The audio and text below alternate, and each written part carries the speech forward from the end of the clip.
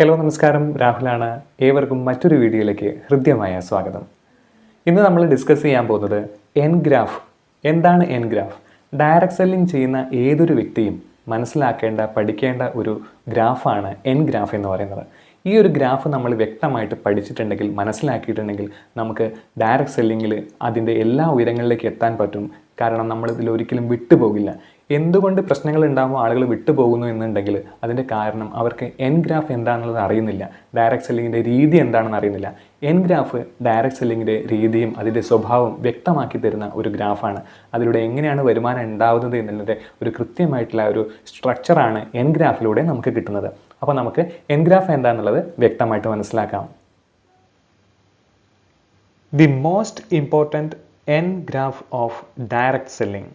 ഇതാണ് ഇന്ന് direct selling അല്ലെങ്കിൽ നെറ്റ്വർക്ക് മാർക്കറ്റിംഗ് അല്ലെങ്കിൽ മൾട്ടി ലെവൽ മാർക്കറ്റിംഗ് ചെയ്യുന്ന എല്ലാവരും നിർബന്ധമായിട്ട് മനസ്സിലാക്കിയിരിക്കേണ്ട ഒരു ഗ്രാഫാണ് എൻഗ്രാഫ് എന്ന് പറയുന്നത്.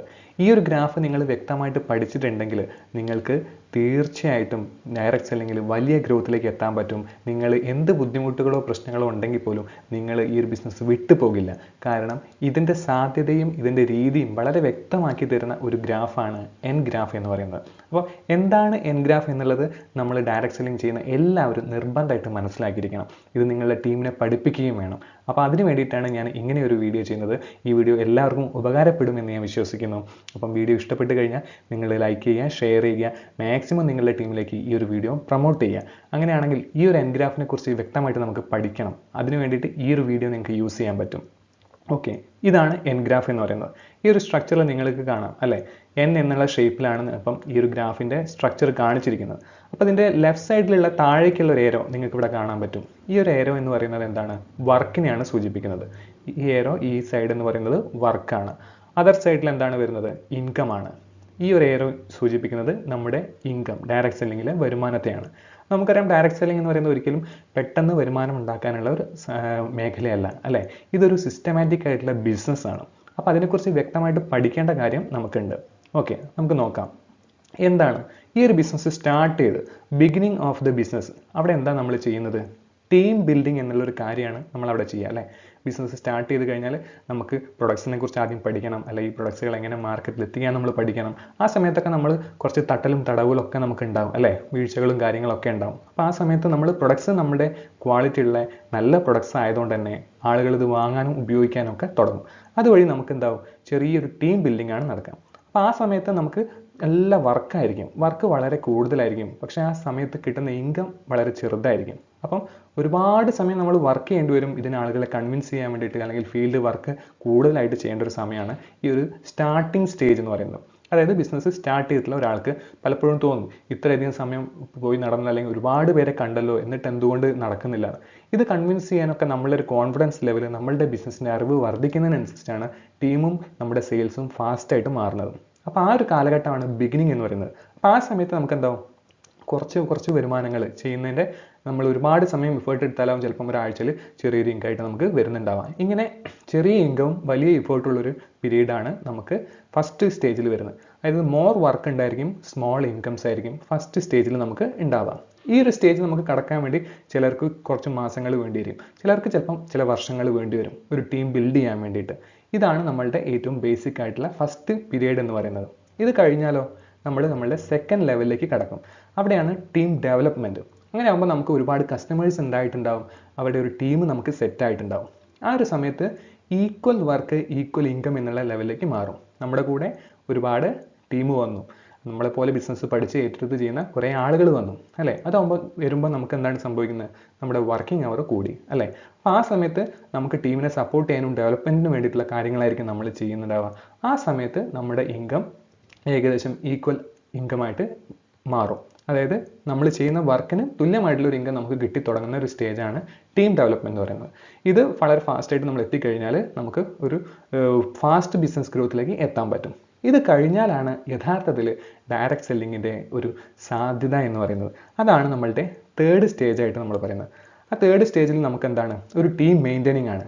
നമ്മളെക്കാളും കേപ്പബിൾ ആയിട്ടുള്ള ഒരുപാട് ആളുകൾ നമ്മുടെ ടീമിലേക്ക് വരികയും നമ്മുടെ സെയിൽസ് നന്നായിട്ട് കൂടുകയും ചെയ്യും. ഈ സമയത്ത് എന്താണ്? നമുക്ക് വർക്ക് കുറവാണ് അല്ലേ. നമുക്ക് എന്തെങ്കിലും മോട്ടിവേഷണൽ ട്രെയിനിങ് കാര്യങ്ങളൊക്കെ ആയിട്ട് ചെറിയ ചെറിയ വർക്കുകളായിരിക്കും നമുക്ക് ഉണ്ടാവുക. ടീമിനെ ഒന്ന് മെയിൻറ്റെയിൻ ചെയ്യാൻ വേണ്ടിയിട്ടുള്ള കാര്യങ്ങളായിരിക്കും നമുക്ക് ആ ഒരു പീരീഡിൽ അല്ലെങ്കിൽ ആ ഒരു കാലഘട്ടത്തിൽ നമ്മൾ ചെയ്യുന്നുണ്ടാവുക. പക്ഷേ ആ സമയത്തോ നമുക്ക് നല്ലൊരു ടീം ഉള്ളതുകൊണ്ട് തന്നെ നമുക്ക് വലിയ വർക്കിംഗ് അവർ കിട്ടുന്നുണ്ട്, നമുക്ക് നന്നായിട്ട് സെയിൽസ് വരുന്നുണ്ട്. അതിൻ്റെ ഭാഗമായിട്ട് ഹ്യൂജ് ഇൻകംസ് ആയിരിക്കും ആ ഒരു സമയത്ത് നമുക്ക് വരിക. അപ്പം അവിടെ നമുക്ക് ലെസ് വർക്ക് മോർ ഇൻകം, ഇതാണ് ഇവിടെ ശ്രദ്ധിക്കേണ്ട കാര്യമായിട്ടുള്ളത്. ആ ഒരു തേർഡ് സ്റ്റേജ് എത്തുമ്പോഴേക്കും നമ്മളുടെ വർക്ക് വളരെ കുറവായിരിക്കും, നമുക്ക് മോർ സ്പെയർ ടൈം, നമുക്ക് ഒരുപാട് ഒഴിവ് സമയങ്ങൾ കിട്ടുകയും നമുക്ക് ലൈഫ് നന്നായിട്ട് ആസ്വദിക്കാനും പറ്റും. ഇങ്ങനെ ഒരു 3-4 വർഷം കൊണ്ട് ഈ ഒരു ലെവലിലേക്ക് നമ്മൾ എത്തിക്കഴിഞ്ഞാൽ നമ്മുടെ ലൈഫ് സെറ്റിൽ ആവുകയും നമുക്ക് ഇഷ്ടമുള്ള കാര്യങ്ങൾ ചെയ്യാനും നമുക്ക് ഒരു ഫൈനാൻഷ്യൽ ഫ്രീഡത്തിലേക്ക് എത്താനും സാധിക്കും. നമുക്കറിയാം നമ്മളെല്ലാവരും ഡയറക്റ്റ് സെല്ലിംഗ് ചെയ്യുന്നത് എന്തിനു വേണ്ടിയിട്ടാണ്? ഒരു പാസീവ് ഇൻകം കിട്ടാൻ വേണ്ടിയിട്ടാണ് അല്ലേ. പാസീവ് ഇൻകം എന്താണ്? പാസീവ് ഇൻകം എന്നൊക്കെ ഞാൻ മുന്നേ വീഡിയോയിൽ ചെയ്തിട്ടുണ്ട്. ആ വീഡിയോസൊക്കെ നിങ്ങൾക്ക് പോയി കാണാൻ പറ്റും. പാസീവ് ഇൻകം എന്ന് പറയുമ്പോൾ നമ്മൾ ഉറങ്ങിക്കിടക്കുമ്പോൾ പോലും അല്ലെങ്കിൽ നമ്മൾ ആക്റ്റീവ് അല്ലാത്ത സമയത്ത് പോലും നമുക്ക് വരുമാനം വരുന്ന ഒരു രീതിയാണ് പാസീവ് ഇൻകം എന്ന് പറയുന്നത്. അതായത് നമ്മൾ ഒരുപാട് അസറ്റ് അവിടെ ബിൽഡ് ചെയ്ത് വെച്ചിട്ടുണ്ട്, ആ അസറ്റ് നമുക്ക് വേണ്ടി വർക്ക് ചെയ്യുകയും നമുക്ക് വേണ്ടി വരുമാനം കൊണ്ടുത്തരികയും ചെയ്യുന്നതിനാണ് പാസീവ് ഇൻകം എന്ന് പറയുന്നത്. എല്ലാ ബിസിനസ്സുകാരും ചെയ്യുന്നത് എന്താണ്? ഈ ഒരു പാസീവ് ഇൻകം ഡെവലപ്മെൻറ്റിന് വേണ്ടിയിട്ടുള്ള കാര്യങ്ങളാണ് ചെയ്യുന്നത്. അത് വർക്കിംഗ് അവർ മൾട്ടിപ്ലിക്കേഷൻ ആയിരിക്കാം, അല്ലെങ്കിൽ മറ്റെന്തെങ്കിലും ഇൻവെസ്റ്റ്മെൻ്റ് ആയിരിക്കാം. ഇങ്ങനെയൊക്കെ ചെയ്യുമ്പോഴാണ് നമുക്കൊരു പാസീവ് ഇൻകം എന്നുള്ള ലെവലിലേക്ക് എത്തുന്നത്. അപ്പോൾ അതേപോലെ ഏതൊരു വലിയ ബിസിനസ്സുകാരനെ പോലെ ഒരു പാസീവ് ഇൻകം മേടിക്കാനുള്ളൊരു വർക്കാണ് നമ്മൾ ഈ ഡയറക്റ്റ് സെല്ലിങ്ങിൽ അല്ലെങ്കിൽ നെറ്റ്വർക്ക് മാർക്കറ്റിംഗ് അല്ലെങ്കിൽ മൾട്ടി ലെവൽ മാർക്കറ്റിങ്ങിൽ ചെയ്യുന്നത്. അപ്പോൾ അങ്ങനെ ചെയ്യുന്നത് വഴി നമുക്ക് നല്ലൊരു ലൈഫ് സ്റ്റൈൽ മെയിൻറ്റെയിൻ ചെയ്യാനും ഭാവി സുരക്ഷിതമാക്കാനും പറ്റുന്ന ഏറ്റവും നല്ല ഒരു ഓപ്പർച്യൂണിറ്റിയാണ്. അപ്പം ഇങ്ങനെയുള്ള ഈ ഒരു കാര്യങ്ങൾ വ്യക്തമായിട്ട് ഡയറക്റ്റ് സെല്ലിങ്ങിൽ മനസ്സിലാക്കിയാൽ മാത്രമേ നമുക്കിത് ഏറ്റെടുത്ത് ചെയ്യാനുള്ള കാര്യങ്ങൾ വളരെ ആവേശത്തോടു കൂടി ചെയ്യാൻ സാധിക്കുകയുള്ളൂ. അപ്പോൾ ഇത് പലർക്കും അറിയുന്നില്ല. അപ്പം ഈ ഒരു കാര്യം എൻഗ്രാഫിൻ്റെ പ്രാധാന്യം നിങ്ങൾ മാക്സിമം നിങ്ങളുടെ ടീമിലേക്ക് പറഞ്ഞു കൊടുക്കുക. പലരും മിക്കവാറും പുതുതായിട്ട് ജോയിൻ ചെയ്യുന്ന അല്ലെങ്കിൽ ബിസിനസ്സിലേക്ക് കടന്നു വന്നിട്ടുള്ള ആളുകൾക്കൊക്കെ വരുന്ന പ്രശ്നമാണ്, ഒരുപാട് വർക്കിംഗ് ഉണ്ട് പക്ഷെ വരുമാനം അത്രയ്ക്ക് കിട്ടുന്നില്ലോ എന്നുള്ളൊരു കാര്യം അവർ പറയും. ഇങ്ങനെയുള്ള പ്രശ്നങ്ങളും പരിഭവങ്ങളൊക്കെ മാറ്റാൻ വേണ്ടിയിട്ട് പഠിക്കേണ്ട കാര്യമാണ് ഈ ഒരു എൻഗ്രാഫ് എന്ന് പറയുന്നത്. അപ്പം ഡയറക്റ്റ് സെല്ലിങ്ങിൽ ആദ്യഘട്ടത്തിൽ വർക്ക് കൂടുതലായിരിക്കും, ചെറിയ ഇൻകംസ് ആയിരിക്കും വരിക. പിന്നീട് ഒരു ഈക്വൽ വർക്കിന് ഈക്വൽ ഇൻകം എന്നുള്ള ലെവലിലേക്ക് മാറും. പിന്നീട് അങ്ങോട്ട് നമ്മൾ വലിയ ലീഡർഷിപ്പിലേക്ക് എത്തുമ്പോൾ, വലിയ ടീമിനെ ഹോൾഡ് ചെയ്യുമ്പോൾ നമുക്ക് അവസാനം ഒരു പാസീവ് ഇൻകം എന്നുള്ള ലെവലിലേക്ക് വളരാൻ പറ്റുന്ന ഏറ്റവും വലിയൊരു ഓപ്പർച്യൂണിറ്റിയാണ്. ഏതൊരു സാധാരണക്കാരനും വലിയ ബിസിനസ്സുകാരെ പോലെ പാസീവ് ഇൻകം മേടിക്കാൻ പറ്റുന്ന വലിയ ഓപ്പർച്യൂണിറ്റിയാണ് ഡയറക്റ്റ് സെല്ലിംഗ് എന്നുള്ളത്. ഓക്കെ, എല്ലാവർക്കും വ്യക്തമായിട്ട് മനസ്സിലായി എന്ന് ഞാൻ വിശ്വസിക്കുന്നു. വീഡിയോ കണ്ട എല്ലാവർക്കും നന്ദി അറിയിക്കുന്നു. എല്ലാവർക്കും വിജയാശംസകൾ. Thank you.